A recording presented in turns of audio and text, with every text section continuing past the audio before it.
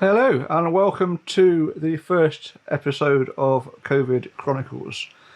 Now, we've started this channel up, obviously we're all dealing with the coronavirus and the COVID-19 outbreak, and as of today we're on the first day of the beginning of a nationwide restriction on what we do, our movements, to some extent our movements, and our way of life as a nation.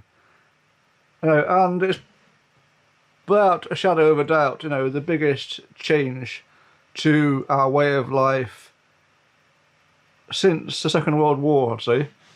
The threat is ongoing of further disruption to what we're used to.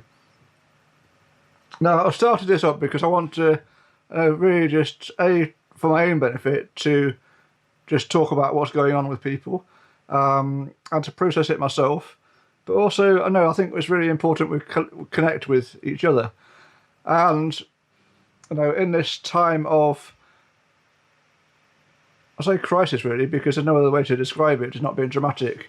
In a time of crisis that has seen schools, colleges and nurseries closed, schools being removed of their statutory obligation to provide an education, and it was pretty huge in itself. Now, I've been saying for the last 10 days or so before they announced the closure that they should be closing the schools. As we know, schools are a hotbed of disease quite often. Children don't appear to be getting the coronavirus, but they do carry it and can carry it and bring it back into the community to vulnerable parents and grandparents, great-grandparents, etc. So closing the schools was a no-brainer, and it should have happened a couple of weeks ago, in my opinion.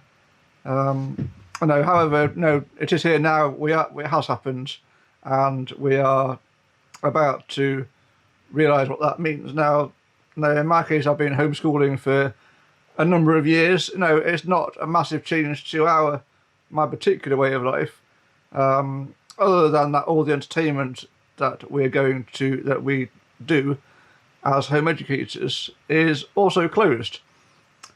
The restaurants and cafes and pubs and clubs and bars and cinemas and really anywhere where people congregate en masse has been ordered to shut. Now, that obviously makes sense. It's hugely disrupting to our way of life and what we do. But if this disease is as big and bad as they say it is, and there's lots of talk across the community about whether it is or not, but it doesn't matter. We have to assume, based on the information we're being presented with right now, that the threat of coronavirus is real within the community, and that we are dealing in a way that we need to contain as much as possible the virus and stop it from spreading further. Now, there's lots of question marks about whether we've left it too late for that. Particularly as there's no regulation to restrict your freedom of movement, so you can still go out and do what you want to do, pretty much as you always could before. But you won't be able to go to these entertainment venues, which is fine. However, I think that socially, we should be working on the best information we have available, and minimising our exposure to large groups of people, and arguably in some cases even small groups of people. I know, and it's really hard. Now, I'm a social person, like most of you are. I know, and don't like the feeling of my movements being restricted. I know it's really goes against my grain to suggest, to see these measures come in that are really restricting our way of life and our freedoms of movement, etc. However, when you're tackling a pandemic outbreak, then we have to take drastic action to do that, and so I personally have been working on the social distancing policy, and so we are not, as a family, we're not seeing many other people outside of each other, and where there are people in the family, who have got colds and coughs, etc. At the moment, they are self-isolating for the next 7 days or so until the symptoms disappear. And that is the right thing to do. That it is up to all of us as individuals to make the right decision, and the right decision is to not go out if you are sick, not risk spreading your disease to other people. Right, I think we're back now. My video cut off then, so apologies for that. I was talking about social distancing, and this ties into social responsibility. And I've seen reports of, and in real life, lots of people going out in groups, or two groups, or to meet up as a group. And I think this is highly irresponsible. I know that you, as a young person, not I am a young person, as a young person, you may feel invincible, and you may feel targeted by the government doing it. But I have to say, no, and I think you're probably right. I think you probably are being targeted a bit,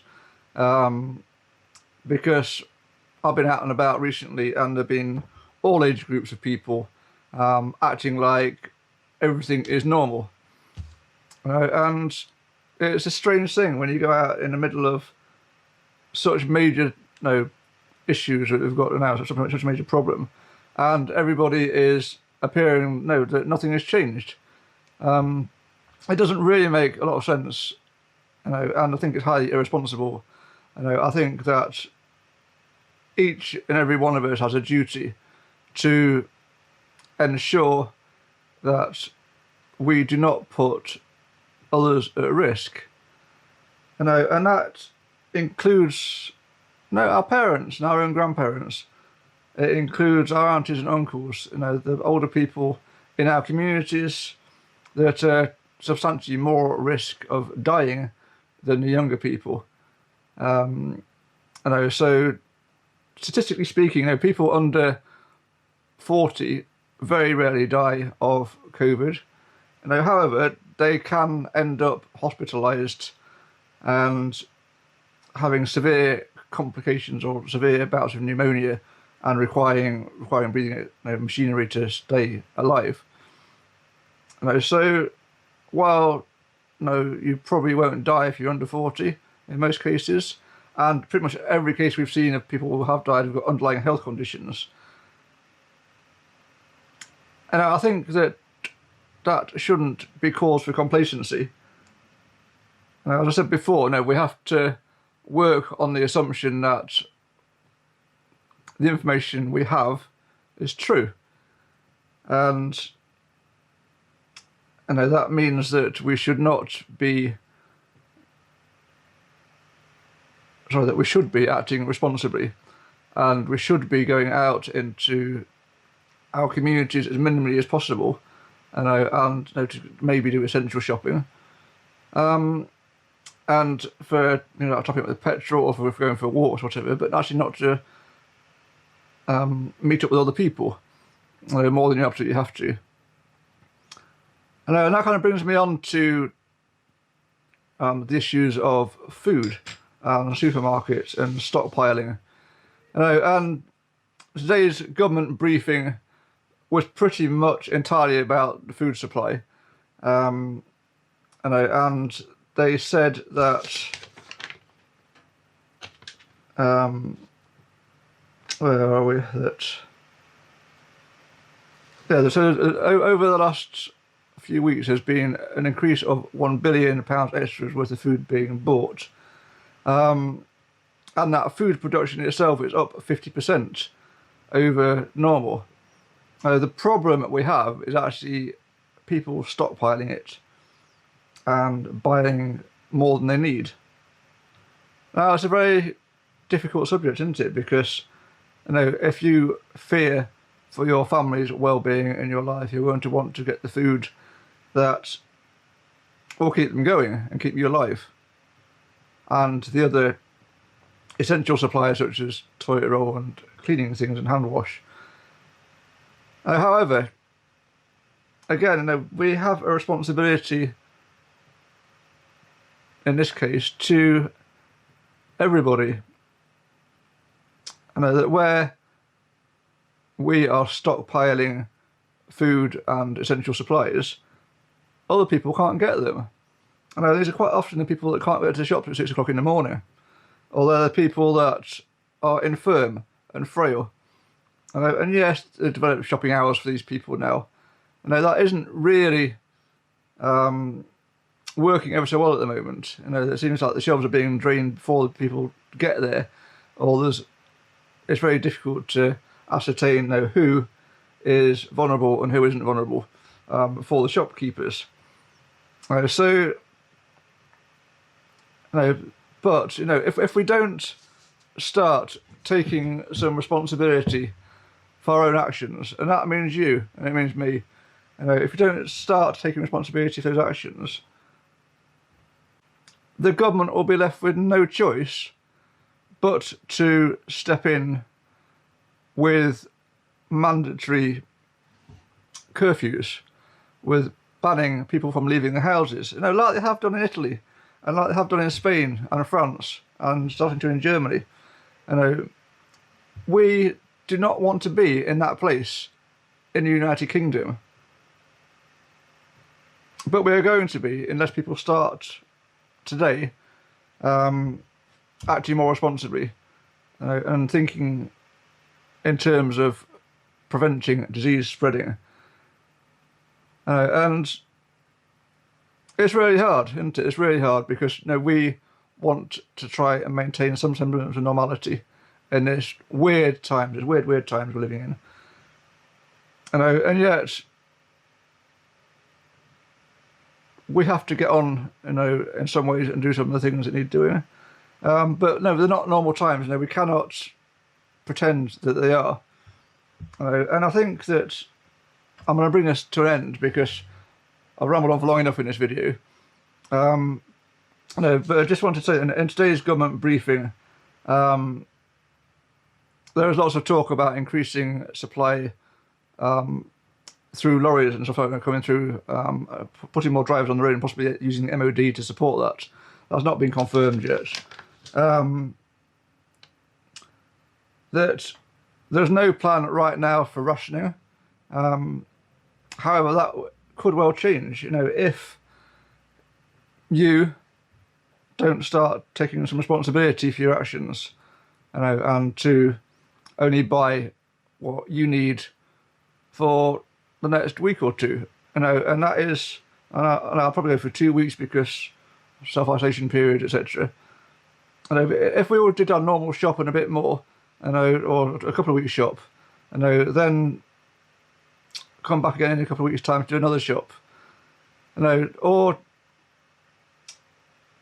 just spread it out a bit. We need, supermarkets now are limiting what you can buy, which for large families like mine, that creates some problems, because it probably means we need to go to the supermarket more often, and then puts us more at risk. But that's an issue we'll come to another time, I think. I really want to just finish this video on saying that we should now be moving to, we need to be contacting those in our community we know are vulnerable. We need to be getting in touch with elderly relatives, that you perhaps don't contact very often. And I've been doing this myself, and I think that we need to be checking in with those people that we care about, and we need to be working, to get in touch with the people that we know that you care about, and some friends and family from distance. Checking they're okay. Check if they need any extra supplies. Check that friends and family have got what they need, and anything you can do to help them, that'd be good. Sometimes just hearing a voice when you've been isolated in a house for a week or 2 weeks or longer. And elderly people have been told not to leave the house at all at the moment if you're over 70, or very minimally leave the house. That can be very, very isolating, and the normal care isn't there. So just check in with people. And the other thing, we've got all this time we haven't bargained on, and we don't know what to do with it. We're getting up and okay, what do we do today? We can't go to all these places we normally go to. We can't do the things we normally do. We've got things around the house we can get on with. There are tasks and jobs to do, DIY to do. There are projects to work on, and there are quite a lot of online courses being put out there for free at the moment. So we just need to think, outside the box at the moment about how we're going to get through this. It's going to get worse before it gets better. And so we need to focus our minds on some positive stuff as well. And partly why I'm doing this video, because I want to focus my mind on some other stuff. Well, obviously I'm talking about it, but I want to try and connect with people. And so what I would like is to hear your experiences, your worries, your concerns, and also, if you're suffering with COVID at the moment, or have done, or you know somebody who is, and I would like to hear from you. Maybe we can set up a video chat, or an interview on Skype or something of that nature. But I would like just to find how you're coping, really. Find out what you're doing, find the things that your coping strategies, and how it is affecting you. So really appreciate you listening today. Thanks very much for that. Please do like and subscribe down below. So subscribe and tick the bell button, and then you get notified when I introduce new videos. I'm going to plan to do a video every day to talk about what's going on, to touch base. Most of them will be shorter than this, I think. That depends what's happening. Things are changing so fast. I've recorded a video to do for this purpose 4 times now over the last week, and by the time I get down to editing it and putting it out, it's been superseded by new information. So I'm going to try and work faster. I've got a little setup in my office now, and we'll go from there. But yeah, so I look forward to seeing you again. I look forward to hearing from you. Bye for now.